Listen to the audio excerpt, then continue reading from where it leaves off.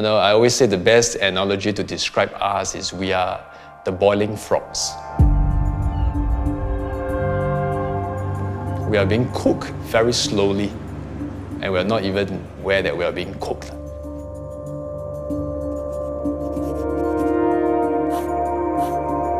This year, we hit a 40-year record at 37 degrees Celsius. Bear in mind, in our context, it's not just about a high temperature, it's also about the high humidity. It is a problem that everyone will feel in the broader society. It's not climate change, it's climate crisis because we are right in the midst of it.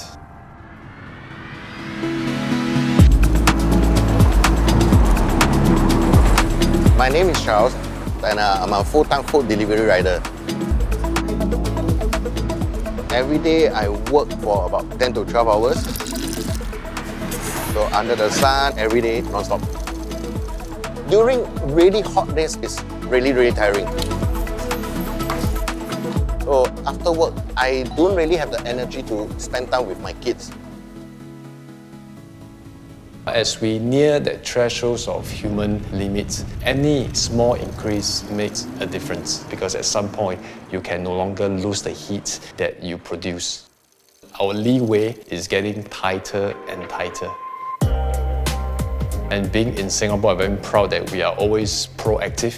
No, we do not want to wait when that 40 degrees Celsius comes and then we ask ourselves, what should we do? The Heat Resilience and Performance Center is where we want to partner the best in class locally, regionally and globally to undertake research and innovations to augment heat resilience, profiling different populations to understand their vulnerability.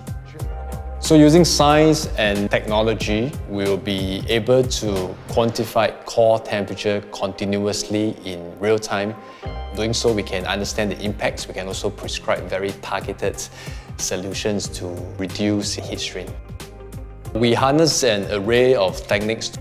For example, we use the ingestible temperature capsule. You can swallow it the day before or the morning if your profiling commences at night.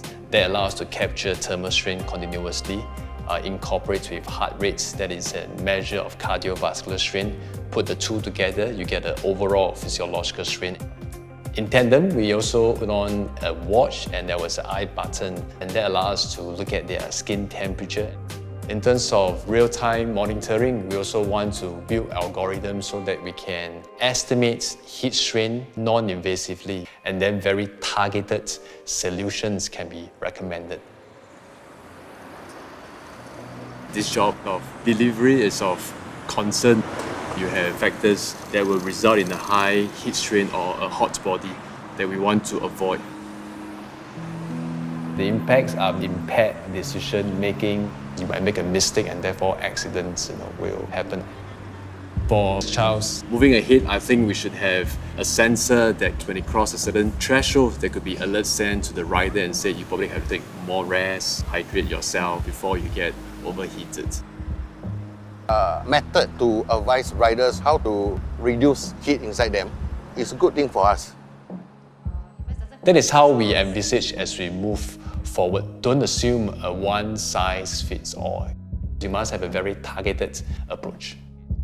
And therefore, often behaviorally, right, they will disregard the increase and fragmented stress because they are there to earn.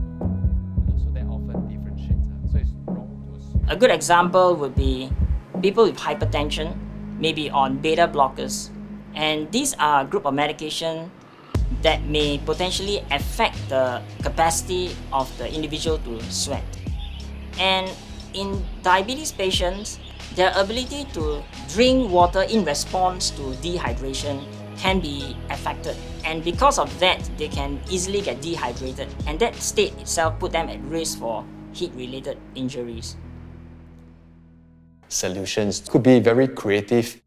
A future mobile cooling center during periods of high heat stress. So let's tackle the problem upstream and not just be reactive. What we are doing here, a large part is the adaptation arms. We are buying time with these adaptation tools and solutions, pushing the boundary, right? Humans still need to survive right now, and that is essentially the mandate of what we are doing here. How come they're getting it? 50, yeah, it's pretty high. Yeah. It's not good just to live a life. We want them to enjoy their work out there. Solutions take time, but I'm an optimist. With science and technology, that is where we should push the boundary to augment heat resilience. This is especially important in a warming world that we are experiencing.